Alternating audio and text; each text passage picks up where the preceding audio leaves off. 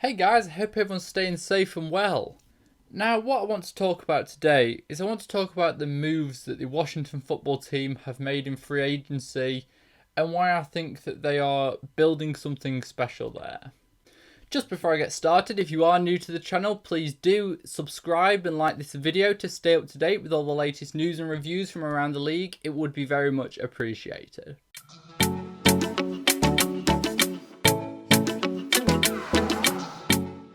Now, in the 2020 season, the Washington football team made the playoffs in possibly the worst division in the NFL, the NFC East. They finished the year 7-9 and won that division, meaning they made the playoffs. Now, they lost in the playoffs to Tampa, who eventually won the Super Bowl, but they gave a good account of themselves in the playoffs. And over the course of the season, they showed signs of where they could be under head coach Ron Rivera. Now, I really like Ron Rivera as a head coach. He's shown before what he can do with the Panthers. He took the Panthers to the Super Bowl in 2015. And last season, you have to remember that he was working whilst also dealing with cancer. Luckily, that's gone for him now. But they showed signs of improvement, and I really like Ron Rivera. I think he was a good hiring for Washington, and I think he is someone who will bring the best out and get the best out of the players available to him. Now, the main thing I think that hindered Washington last season was play from the quarterback. They had, I think, 4 different quarterbacks play for them over the course of the season. They started with Dwayne Haskins, a former first-round pick. Then poor play from him, and he got dropped. Alex Smith came in after having 18 months out, which was a great thing to see. It was really good to see Alex Smith come back and play. He won Comeback Player of the Year. I think rightly so after what he went through. And then the quarterback position was never solidified. There wasn't fantastic play from anyone. They ended up playing Taylor Heineke for the last few games after Dwayne Haskins was released. And I think that is where their problems stemmed from. They have a number one receiver in Terry McLaurin. I think Terry McLaurin is only trending one way, and that is up. I really like Terry McLaurin, and I think we're going to see big things of him in the next couple of years. And they have a big-bodied tight end, Logan Thomas, who is a really good pass-catching tight end. He's a nice big-body target. It's not like they don't have the receivers, and their offensive line is a more than capable offensive line. It was one of the better offensive lines. They've got Brandon Scherf on there, who they managed to retain in free agency.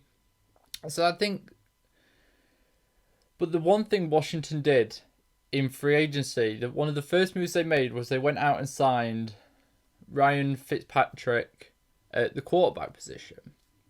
Now, I thought this was a good move for them. It meant that they got him on a relatively cheap deal.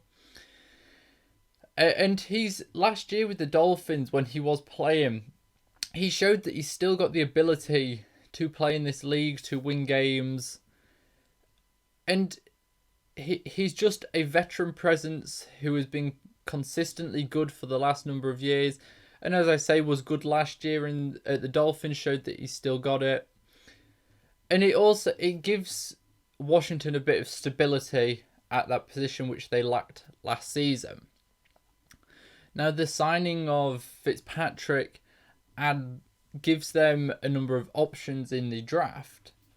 They're no longer forced to choose a quarterback. Now, with that pick, they have other options, which I'll get onto later in the video.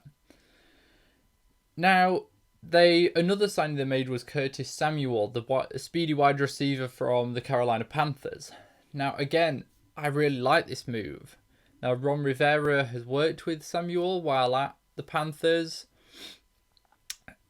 And he's a very nice complementary receiver for Terry McLaurin. Now, last season, McLaurin was the only established, I don't know if that's the right word, receiver for the Washington football team. And it will be good for that offense to have a speedy receiver to take some of the pressure and attention off of McLaurin. And I think that will, as I mentioned earlier, I think that we're going to see big things of McLaurin. And I think having this really good complementary receiver is going to bring the best out of McLaurin. And I think it's gonna help Fitzpatrick succeed. So I think their offense is in good shape now, with Logan Thomas, Samuel, and Terry McLaurin. And Antonio Gibson, the running back they drafted last year, showed glimpses of what he could be. And I think he looks like he's going to be their starting running back for a few years. And they look like they might have found a potential starting running back for themselves there. Now, it's their defense that was highlighted coming into last year. They had one of the best defensive lines coming into the NFL. They just drafted Chase Young. And in free agency, they signed William Jackson, the cornerback, which is another move that I thought was really good. Now, some people have said that they paid him too much money. I think it's a $45 million contract they gave him. But he has shown very consistent good play whilst at the Bengals. And they lost cornerback Ronald Darby to the Broncos in free agency. And I think William Jackson is a more than good enough replacement for him. And I think for Washington, having both Jackson and Kendall Fuller as the two cornerbacks, they're very well set up in the secondary there. They have Chase Young, who won Defensive Rookie of the Year and only looks like he's going to get better. He looks like a dominating force. He was a dominating force in college, and he showed that in the NFL. While only having 7.5 sacks, he was still coming to terms with what the NFL was, but he showed that he is going to be a problem for offenses in the years moving forward. Now, with the moves that they've made in free agency, mean that they are, as in the draft, they have a number of options now. They're not having to draft for need. That being said, one area that is severely lacking for them is the linebacker position. That is probably where they're going to go in the first round. If they don't draft a quarterback, if there's no quarterback they like, I would expect them to go linebacker. There's no notable linebackers on the team, and it's definitely a weakness of that otherwise good defense. Now they could draft a safety. The left tackle position was a bit of a revolving door last season through injuries. Maybe they could draft someone to shore up that offensive line. Not that the play was bad from the offensive line, but shoring it up and keeping consistency could help that position improve. But I think Washington have really put themselves in a position to succeed. They're in the NFC East, as I mentioned earlier, and none of the other teams in there, the Giants, Cowboys, and Eagles, have done much in free agency to improve themselves. The Eagles are relying on Jalen Hurts. The Giants signed Kenny Golladay and Adoree Jackson, but made no big signings other than that. And no other team in that division looked as if they were striving to improve. But Washington have set themselves...